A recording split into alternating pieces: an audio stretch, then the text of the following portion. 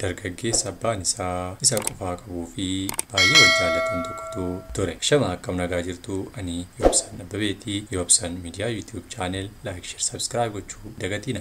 Akkuma yeroo duukaanii wantoota nama barsiisan, nama bohaarsanii fi nama bashannansiisan qabadhee dhufee jira. Hanga xumuraatti na waliin tura. Seenaa nama barsiisuu fi nama hubachiisuu hiriyyaa dhugaa yookiin dargaggeessa abbaan isaa isa qofaa qabuu fi baay'ee wal jaallatan tokkotu ture. Abbaan isaa yeroo hundumaa fakkeenyaan waa isa barsiisaa ture. Dargaggeessichis hojii isaatti nama milkaa'aa fi qo'ommataa waan tureef sooma hojiin isaa mudduu bar tokko akka fuudhuu barbaadu abbaa isaatti himate. Abbaan isaas baay'ee gammadee dargaggeessichis michuu baay'ee jaallatu akka qabuu fi yeroo murtaa'een boodas haadha manaa isaa akka godhachuu qabuus abbaa isaatti himate. Yaaddoon isaa garuu waan tokko ture. Innis yeroowwan hin qabneef kamiin akka qophii cidha isaa xumuratuu fi yaaddoo isaa abbaa isaaf ogeessotattis himate. Abbaan isaas waan hundumaa salphaatti akka isaaf xumuruu fi yeroo hundumaa akka isa wajjin jirus deeme. Dargaggeessichis baay'ee gammadee dhumarrattis guyyaa cidha isaatii hiriyoota isaa akka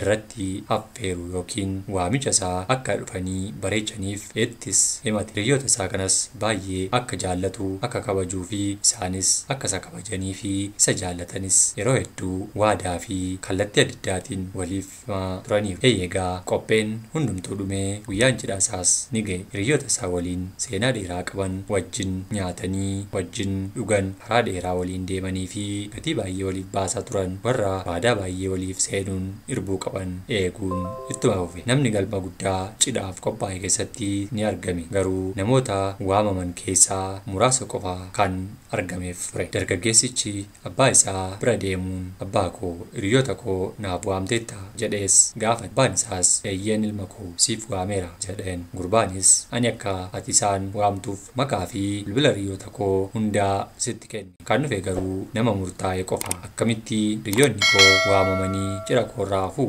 jedhee baay'ee rifate. Abbaan isaas ani nama hunda siif waame kanaan isaan waame garuu cidhatu jira jedhee osoo hin taane rakkoo hamaa keessaa waan seenee jiruuf isinis ala yookiin isiniin ala nama waammatu akka hin qabne natti himate. Rakkoo hamaa isa mudatee kana keessattis immoo gargaarsa keessan waan barbaaduuf dafaa qaqqabaa jedheetan siif waame. Kanaaf hiriyoonni kee warri dhugaan warra rakkina kee keessatti si qaqqabachuu dhufee kanadha waan ta'eef hundumti isaanii as jiru. Warra kaan immoo ati bilbilii fi cidhan qaba nyaataa fi dhugaatiin qopheessee jira. Kanaaf kottaa waliin nyaannee dhugnee gamanna jedhiitii waami ni dhufu jedhees deebiseef.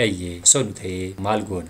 Sos ta'ee maal goote? Eegaa gara ergaa kootti yoo darbu hundi keenya iyyuu rakkoolee adda addaa mudannoo fi muuxannoo adda addaa qabaachuu ni dandeenya. Garuu bara jiraannu hundumaa keessatti hiriyoota baay'ee horanneerra. Daa'imummaatii warra wajjin taphannee mana barumsaa sadarkaa gadii kan wajjin baranne, mana barumsaa sadarkaa tokkoffaatti kan wajjin wal barre, qophaa'inatis kan wajjiniin baay'ee keessa darbinee kolleejjii, yuunivarsiitii fi karaa dheeraa waliin kan deemne rakkoof dhiphuu baay'ee dhandhamne kan wajjin daldallee fi wajjin waajjira tokko keessa hojjennee heduu ni qabnu.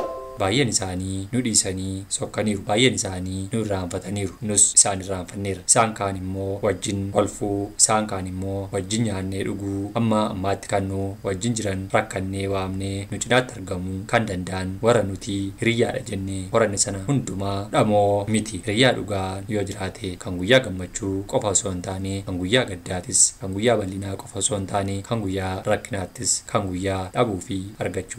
Hiriyyaa dhugaan kan yeroo hundumaa Waaqayyo akkuma affeerraa keenya dhufee rakkoo keenya baqaturraa tokkicha yeroo hundumaa nuuf argamu nuuf haa kennuun dhaamsa koo yeroo ta'u, Waaqayyo ofiisaatii abbaa amanamaa isa yeroo hundumaa nuuf argamu waan ta'eef hiriyyaa nuuf argamuu danda'us ofiisaatii nuuf haa kennuun dhaamsa koo. Gatiin namaa guddaadha. Hiriyyaan nu waliin hafu, hiriyyaan nu waliin deemu eenyu? Hiriyyaan nu waliin deemtu eenyu? Gaaffiin kun isiniif dhiiseen jira. Yoobsan miidiyaa YouTube channel like share subscribe gochuun dagatinaa. Galatooma ulfaadha.